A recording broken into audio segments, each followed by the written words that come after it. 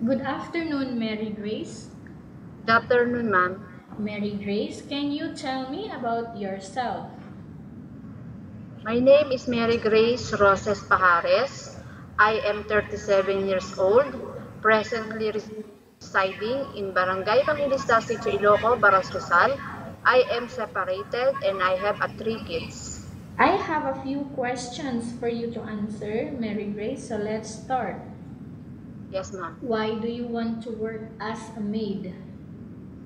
I want to explore my ability and knowledge in working in Malaysia Why you choose Malaysia when there is a lot of other country?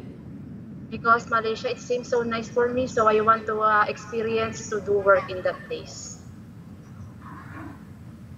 How are you qualified for this job?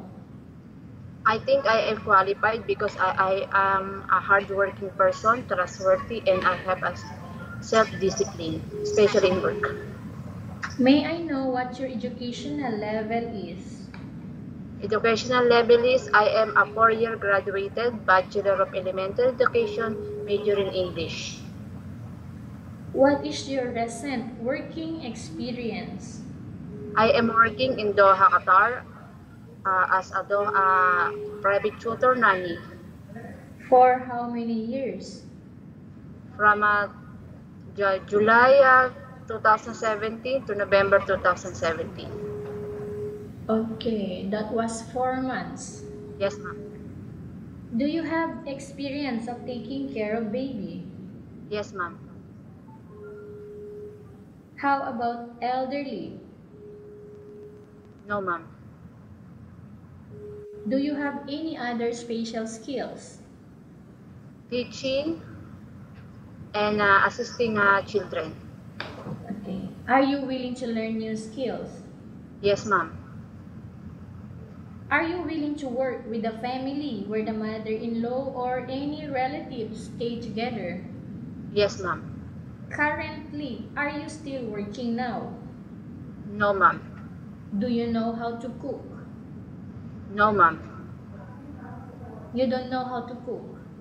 Only Filipino dishes. Okay, Filipino dishes. Are you aware that you will have to do washing, cleaning, ironing, and cooking? Yes, ma'am. From all the house chores that I mentioned to you, Mary Grace, which do you like most? Ironing and taking care of the children. Ironing and taking care of the kids. If ever you were selected to work in Malaysia, who will take care of your kids? My father. You are not allowed to use handphone during working hours. Yes, ma'am. You are only allowed to use handphone after you finish all the works and when going to bed. Yes, ma'am. You are strictly needed to surrender the handphone to your employer in the morning and your employer will return back to you once you're going to bed. Yes, ma'am. If ever your employer finds out that you're abusing of using your handphone and it's affected your work performance, your employer will confiscate your handphone and you are not allowed to hold it anymore. Yes, ma'am. Instead, your employer will allow you to call to your family 3 times in a month. You only allowed to bring normal phone and you are not allowed to bring smartphone. Are you Yes. agreed for the terms and conditions? Yes, ma'am. Are you agree to the rules and regulation for the handphone? Yes, ma'am. How many years is the contract as you agreed and understands? 2 years, ma'am. Can you describe for me your attitude, Mary Grace?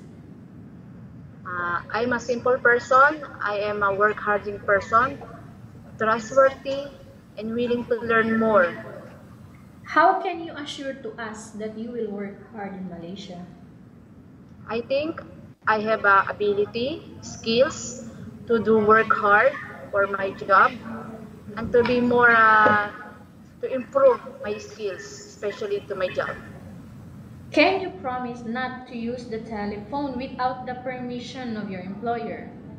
Yes, ma'am. Can you promise not to put on makeup but to dress properly while work? Yes, ma'am. Can you promise not to invite friends and relatives without the consent of your employer? Yes, ma'am. Can you promise not to ask for advance salary from your employer under any circumstances? Yes, ma'am. Do you really understand of the rules and regulation of the agency? Yes, ma'am. Do you pay any placement fee for you to come to Malaysia to work as a maid? No, ma'am. Do you have any history of sickness, breast cancer, or any other illness? No, ma'am. Do you suffer from any serious illness? No, ma'am. Do you smoke? No, ma'am. Have you undergone any operation before? No, ma'am. Are you medically fit or are you fit to work? Fit to work, ma'am. Okay. Are you in any medication right now? No, ma'am. How about any allergic with food? No, ma'am. Are you preferred to work for the employer of any race? Yes, ma'am. Are you preferred to eat the type of food taken or given by your employer? Yes, ma'am. Are you afraid of being left alone in the house? No, ma'am. Are you afraid of dogs or other pets? Yes, ma'am. Can you promise to work according to instruction from your employer? Yes, ma'am. Do you have any family members working here in Malaysia right now? No, ma'am. Okay, Mary Grace, we have finished our question section. Let's go to case study. I have a case study for you and I want you to answer me truthfully. Okay, Mary Grace? Yes, ma'am. Upon arrival in Malaysia within 6 months only, if ever, any of your family members passed away, what will you do? It depends upon my employer, ma'am. If they allowed me to go, I will go. And if they are not allowed me, I will respect their decisions and finish my contract. Okay. Again, tell us about yourself and why do you want to work in Malaysia as domestic helper? I am Mary Grace R. Pajares, 37 years old, present residing at Barangay Evangelista Paras Rizal, separated with the 3 kids. I decided to go work in Malaysia because I want to earn money for my kids' future. What do you want to tell to your employer who are watching your video right now? For my employer, if you hiring me to work in your house, I promise to finish my contract of 2 years. I will respect the decisions, the rules and regulations of your house, and I try my best to do work hard for that job. Okay, thank you very much, Mary Grace. We will update to your agency if there is any selection made by the employer. Yes, ma'am.